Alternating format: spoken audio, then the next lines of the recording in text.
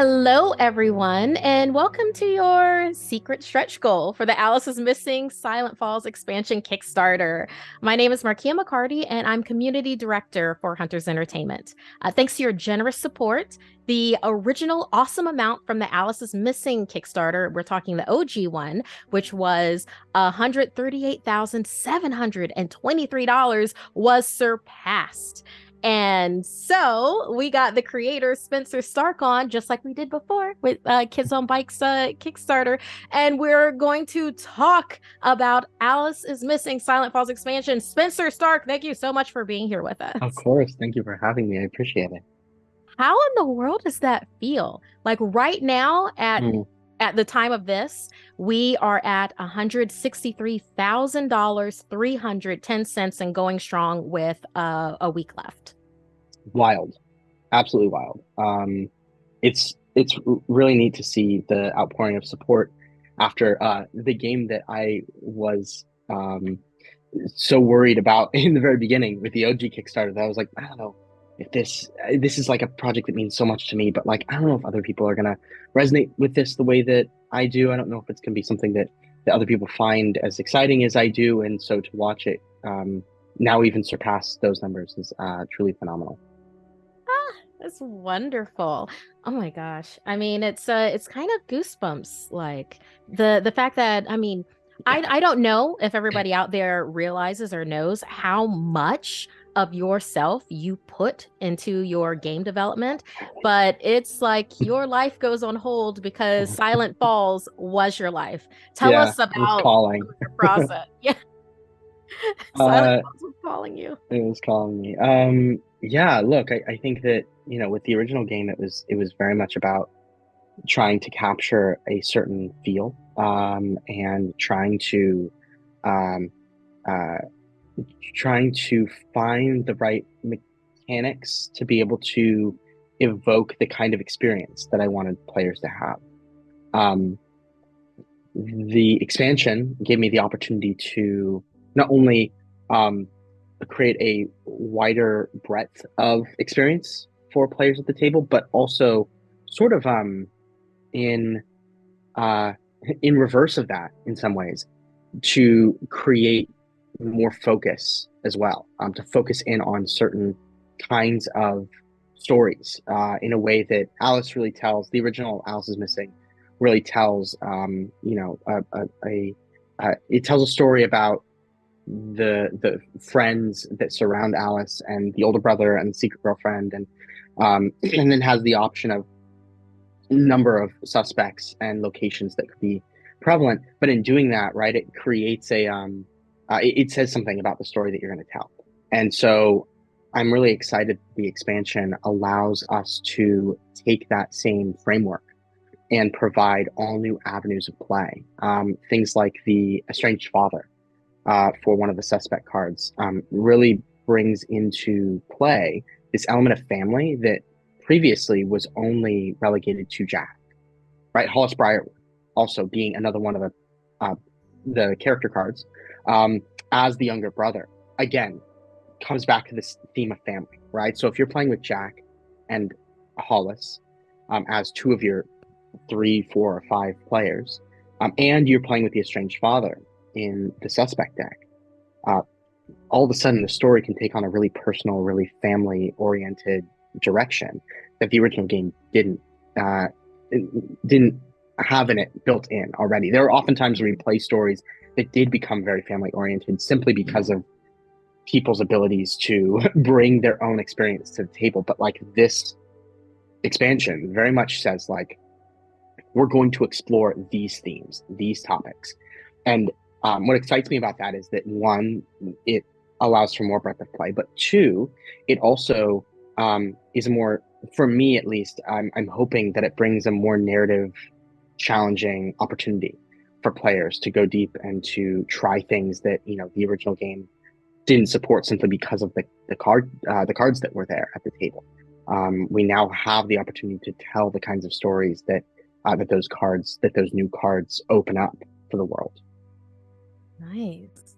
Yes, you know what? Let's go ahead and dive into this then. let's go ahead and dive into these new Sure. cards that we have with this expansion. It's over 30 new cards. That's not Hmm. including if that's not including the keepsake experience No. with everything. It's like this for the expansion itself. I mean, we have new playable characters. Like you Hmm. said, we have new suspects. There's 22 new clue cards Yeah. and more 4 new searching cards. So yeah, let's dive into this really Sure. quickly. So what is it about the new playable characters that you Hmm. chose them out of any other kind of relationship? Like, for instance, having Hollis Briarwood, Hmm. the younger sibling, as a possible playable character in this with their own secrets, with their own, drive and motivation. Hmm. Yeah, I think Hollis was one of those cards that when I was playtesting the original game, uh, I knew I wanted to have a sibling involved as a possible character. I went with the older brother because archetype wise, it felt like that was where there was the easiest path into the game. There are some things that are done in the original game that was those things were done simply to create an ease of access to the genre, right? So we look at like what are the in the original experience, what are the bridges that I can use to get people to understand the kind of story that we're telling, and to lean into the tropes of the genre so that we can successfully bridge the divide between role playing game and story, right? So like bridge it in a way that allows people to invest in the back and forth text messages without having to think too much about planning ahead or crafting a story, except in the moment, what they're doing in the moment. And the way that I found that to in the playtest, the way that I found that to be the most successful was by leaning into the kinds of stories that people are used to in this genre. Because then people can go on autopilot in some respect, in the way that they don't have to think about, in the way that a GM has to think about, like, what's the story that we're crafting? How are we using, how am I pulling in outside things to like make this, or how am I pulling in other people's backstories and stuff? Now you can do that, certainly. I think the best games do always, but by really leaning into the kinds of stories that people are used to seeing with this genre, and then reinforcing that through all the cards, so all the suspects, all the locations, right, all the characters, all the searching cards, all of that provides this like ease of access. What I tried to do with the expansion was like give an added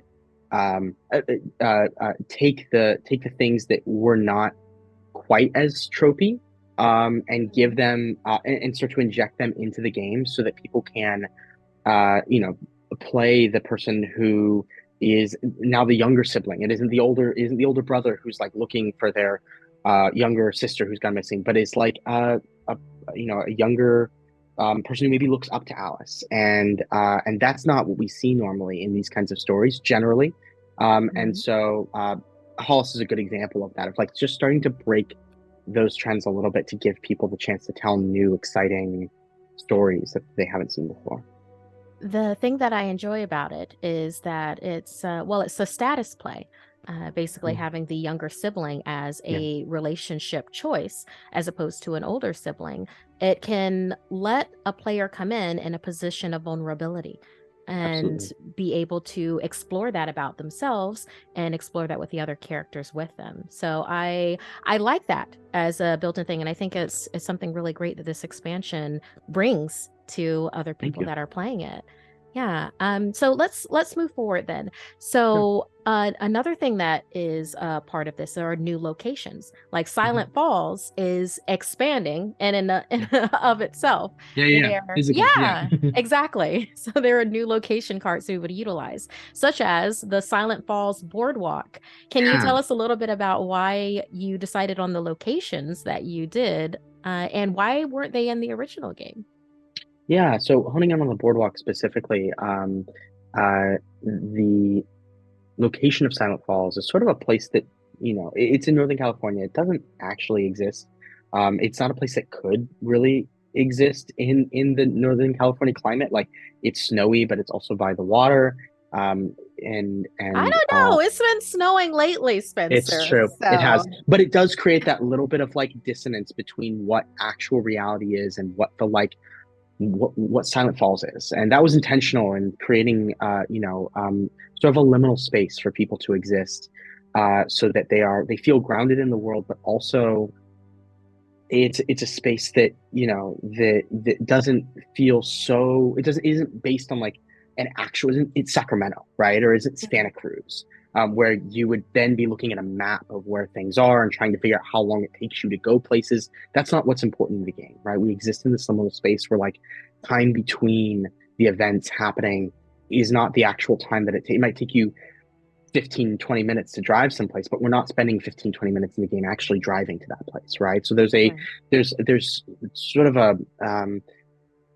a suspension of disbelief there that a liminal space provides. And so I tried to create that in it. Now, one of the things that the Boardwalk did that I found was really fun, in playtesting, and to be clear, the locations that are in the expansion are things that, I'm basing off of fun locations that we played in games that I was running that felt like they should be locations. And so I've played hundreds and hundreds of games of Alice, and so I've Mhm. seen people go places that aren't on the location cards. They'll make up a spot in the town. They'll make up like they'll make up a new suspect that is simply to throw a wrench in things, right? Like there's been so much exploration of the game, and so I kind of honed in on the things that I found the most interesting, from all of the games that I played. And one of those was having kind of a tourist trap place.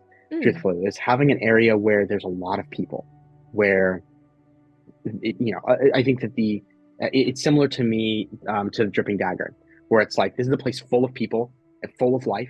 Generally, it's a place that you would find uh, a lot of different walks of life too, right? You find the people that are like that live at the beach and are like regulars, and but you also find like all the people from out of town.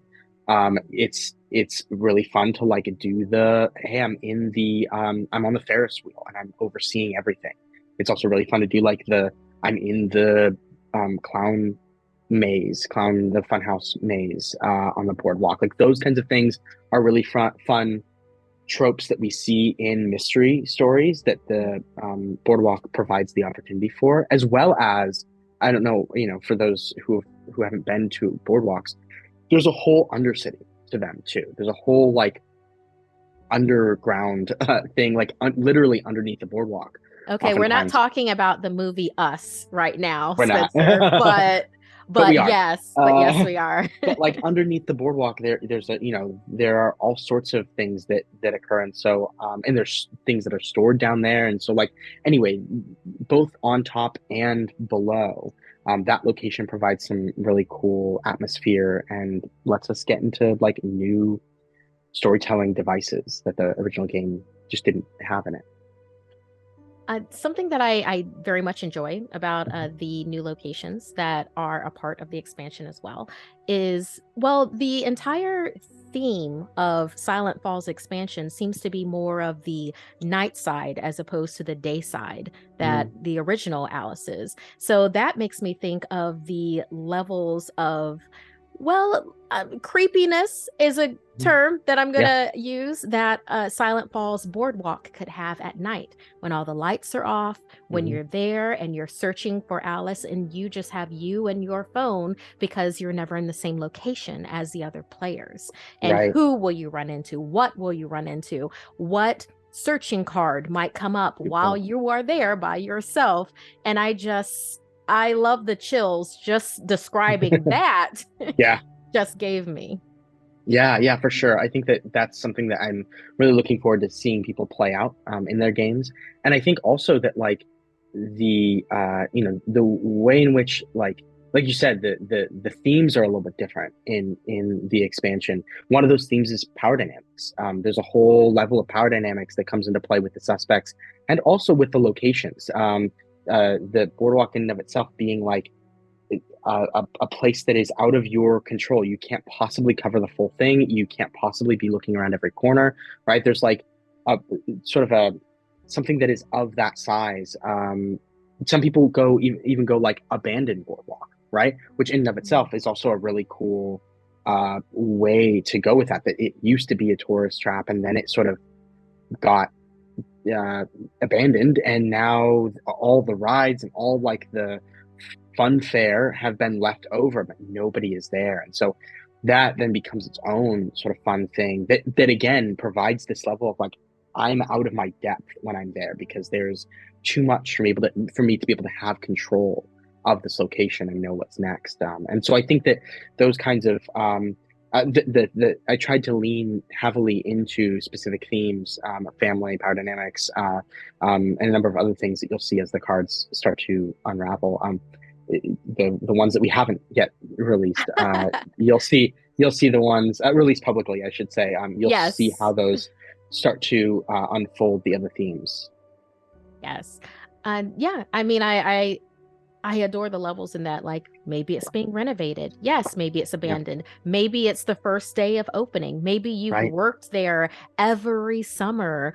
Hmm. Maybe you got fired from there and Right. your face is on the wall and you shouldn't be there looking for Alice because you're about to get thrown out. There's so many Sure. there's so many ways that someone can explore with that. But you Yeah. kept on bringing up power dynamics. So Hmm. I definitely want to talk about the three new suspects that are coming into this expansion, where you can find the truth no matter the implications with these three new suspects. But I, in particularly, want to focus on the one that I feel, for me personally, seems to be the one that really seems to inspire the new content warnings that are Hmm. on Silent Falls expansions. That includes power dynamics, police corruption, Hmm. just to name a few. So, can you tell me a little bit more about the the estranged father? We've been talking about him off and Yeah. on. John Briarwood. Yeah. So John was an addition. We sort of talked about it previously, but was an addition to be able to bring in the uh, the theme of family, and the idea of this person that used to be in the Briarwood life, Jack Alice Hollis, um, and has since left and is coming back, has come back, and what that means for the family. This is something that also a little bit resonates with Charlie, oftentimes because he is left, or she or they have left and have come back, and so there's this parallel between like the friend that has left and come back, and the father that has left and come back, and what that means, and yeah, it definitely introduces a whole different level of like a it's much it has like a personalness to it, right? Like it makes it a very personal story, especially if you're playing with like Jack Hollis and you know Charlie or Morgan. But if you're playing with those three and then the strange father, like you're really telling a family story.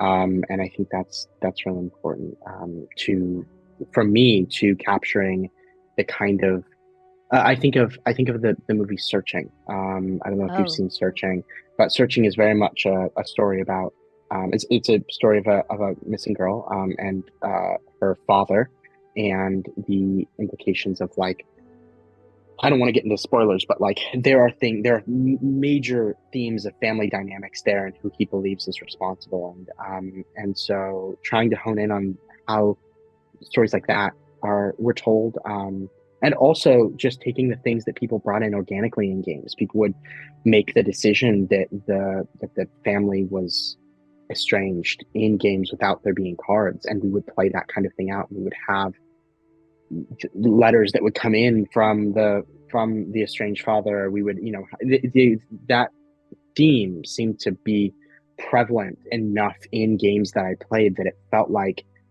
it needed to be mechanized. mm, And so that's what I really try to do. It's funny when designing games. One of the things that I try to do really, I try to focus in on, is listening to the game, listening to what the game means, right, and not trying to put my own hand on it too heavily, to play the game, to have the experience, and to listen to what the game is asking for.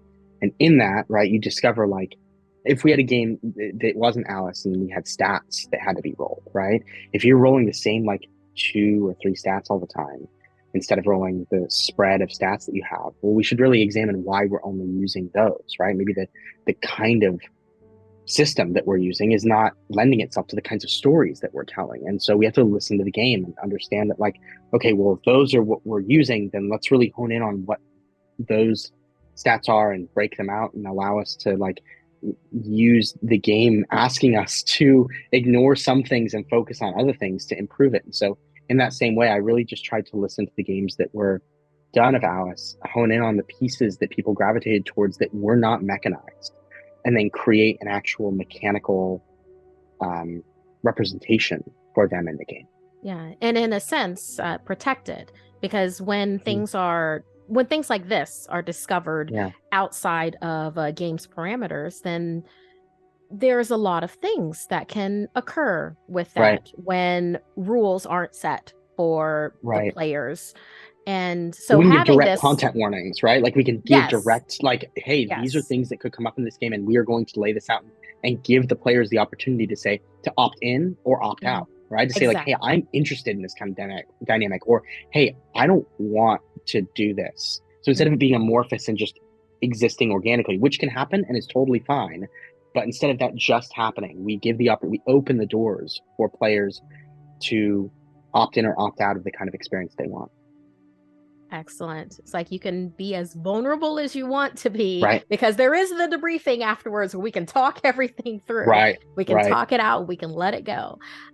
But we're not letting this go just yet, because I wanted to go in on some of the clue cards that Sure. we have going on. It's 2 additional clue cards for each standard timestamp, Hmm. as well as 3 additional 10-minute cards and a replacement 90-minute card. Yeah. So let's talk a little bit about the uh, the "You find Alice, but she runs from you" card, Yeah. which It's definitely the that most, yeah, it's definitely the most ooh, like out out of out of left field ending that we have built into the game. And what I wanted to do is really upend expectations for what the ending of a story like this might be.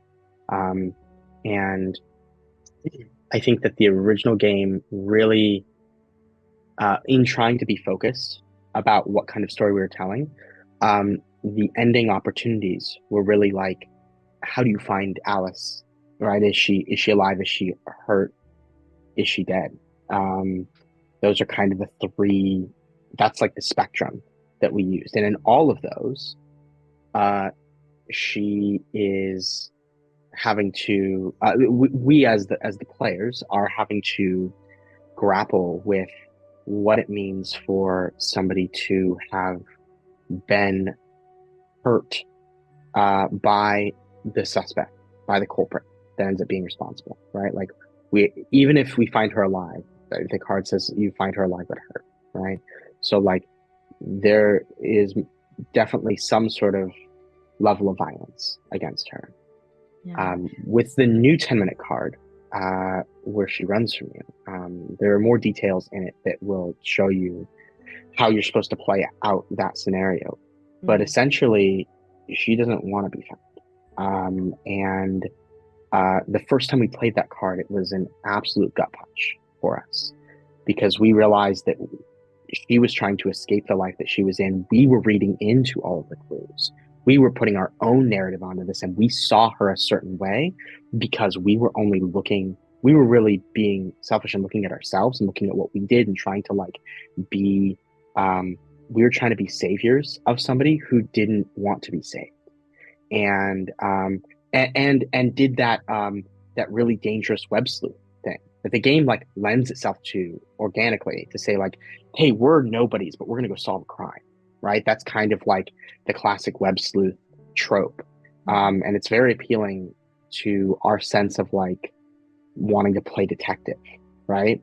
But that card in specific being one of the now 6 options as an ending, and you don't know what ending you're going to get, really asks you to examine what it means to think that you know somebody, think that you know what's best for somebody, um, and always have the opportunity for an ending like that to come up, so that when it it reinforces that we are always seeing the world through only our perspective. Um, Right. yeah, so it's Wow. one of those endings that like I didn't know if it was going to work or not when I first wrote it, and I knew I wanted to like give something new to as a possibility of an ending, like give something that really upended the story in some way. And really it came out of from being honest, it came out of a bunch of suggestions of people who are like, well, what if I get asked this all the time. It's so funny. They're like, is there an ending where one of the characters is the culprit? Right? Where like Right. Jack or Dakota or Julia is the culprit. And my answer is always, we play tested to see if that would be viable, and it just was not a viable option for the game. The way the game is set up, you have to buy in. You have to want to find her. And if there's two options, right? There's either one, you know from the beginning that you're responsible, and then what are you doing with your 90 minutes? Because you don't have an option of being able to hide stuff, right? There'll be a whole different game, a whole different mechanically a whole different game. But two, and two, the other option would be that you find out at the end that you're the culprit, and that's even less fun because now all of a sudden you spent this whole time playing, and now you realize that like what are we doing, right? Why did we play this? What you would have made different choices, you would have done different things. It never was satisfying, but Hmm. people always wanted some sort of like shock twist ending of some kind.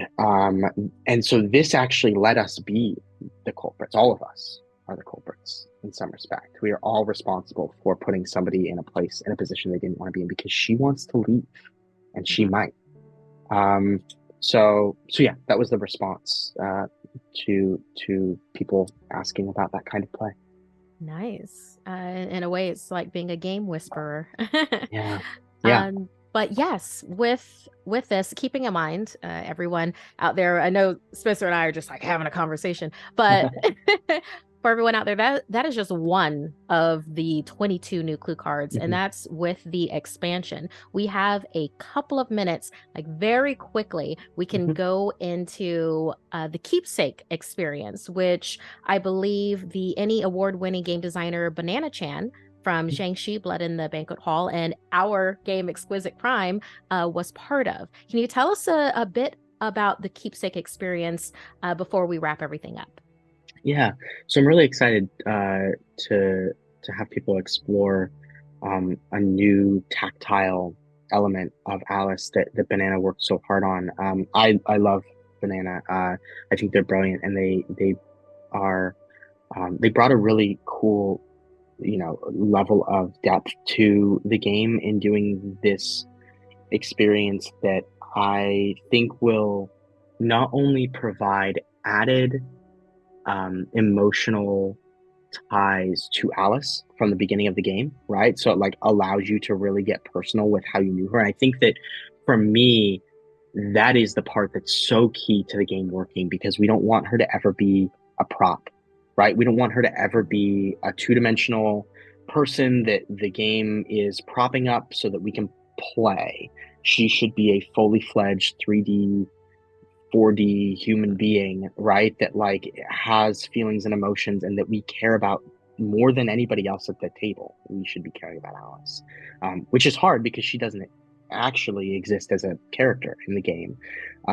She isn't played by somebody, right? She's so for me in the original game, it was really important to do the groundwork in before we got started to make her feel as though she is a whole person, not just a prop. And I think that the Keepsake experience really helps to enhance that by providing physical objects that remind you of this person that you care for so deeply. So, one, I think that that's really cool in grounding us in the kind of emotional 3D character building that the game looks to do. But I also think what's neat about it is that it offers the opportunity for the game to live beyond um, just the text messages that you send. And I value I value the amount of feedback that I get from people where they say, "Hey, I woke up the next day and I was just thinking about the game that we played," right? And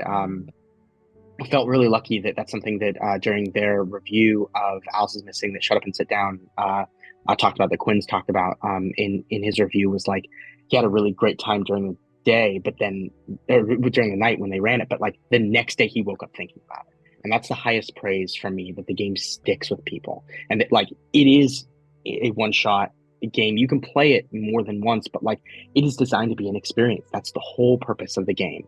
And so you might pick it up again in a month or two and play it again, and but the uh, it's designed to be impactful enough that you don't need to play it all the time for it to be satisfying.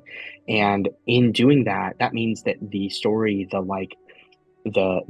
ripples of the story that you tell have to continue to permeate through your life in order for them to be impactful. And the fact that we have physical objects for people to now hold and keep and touch and feel, and they might find the friendship bracelet that Alice had with them, or the token from the arcade that they used to spend time at.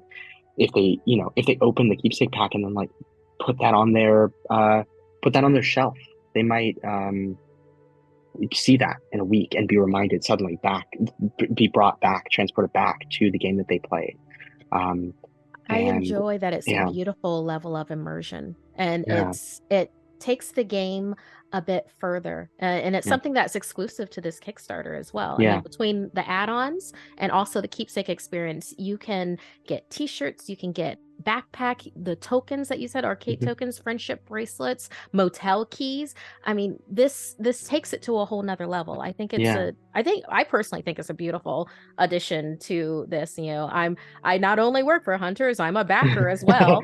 Yeah, So, just to speak on that. But yes, Spencer, thank you so of much for joining course. us to give us this beautiful inside look on Silent Falls expansion. And nobody's going to be expecting this interview, so this is even better. This is Love like you it. giving a gift to them. Well, let's hope the rest of the game we have some more surprises for you as well. Ooh, yes, we do. Because we only did the tip of the iceberg I with know we these cards. did. There were so many, there's over There's so 30 many. cards, like Yeah, 34, 38 cards, not yeah. even talking about the keepsake experience with No, that. So yes, it's like getting an entirely new game. yeah, it But really is. but yeah, that does bring us to our time for this. For everyone out there, also keep in mind we do have a how to play that is up now for the Silent Falls expansion, going over these particular cards and then also helping you once you get your actual expansion to incorporate into your deck with creator recommendations for cards to swap out, keeping in mind that you can swap out what you want, but these are time tested and Spencer approved recommendations and swap They are. outs. So that should be on the Kickstarter page itself, or you can go to youtube.com/huntersbooks to go ahead and look at the how to play there. Along with that, we do have a Alice is Missing Silent Falls expansion actual play that is going to be happening, and that will be live VOD. I mean live as in it will be on the page where you can watch it. It won't actually be a live play. There's a lot of tech that goes There is. with There's Alice so is much tech. Missing. It's worth it. It's worth Yeah. it. If people have interest, I'm considering doing an how to stream Alice is Missing video to help people with like that lift. Yeah. So yes, let us know if you're interested in that. I'm gauging y'all here. But in any case, we have Gabe Does Games, Gabe Hicks as the facilitator for Alice is Missing Silent Falls expansion. Joining us is Jay Foster from Swole Initiative, and then also you know him as Critical Bard. I know him as Omega. Everybody knows him as Fabulous. So Hmm. he's going to be part, and myself, and also a special mystery guest that will Oh be boy. joining us on this actual play. So yes, Amazing. go ahead and stay tuned for that. Spencer, again, thank you so much for joining us for Thank this. you. And everyone else, please, if you've already backed the Kickstarter, tell other people about it. At this point, we are so close to the end. This ends March 14th. And then that's that. We have amazing stretch goals that have been unlocked. Not only will there be more missing posters There is a Cantrip Candles crossover with the signature Silent Falls scent. We'll have an Alice is Missing placemat, a physical placemat for you to be able to place your cards on. And most importantly, something that very much a whole lot of people are excited about is that a brand new Alice is Missing 90-minute soundtrack will be included with this expansion. So there is so much more to enjoy. So please spread the word, back the Kickstarter if you haven't already, and follow us on social media. You can find Spenser at Spenser Starke. I'm at Markeia McCarty. And for Hunters, we are at Hunters Entertainment or at Hunters_ENT on Twitter. So until next time, everyone, we hope that you continue playing great games with great people.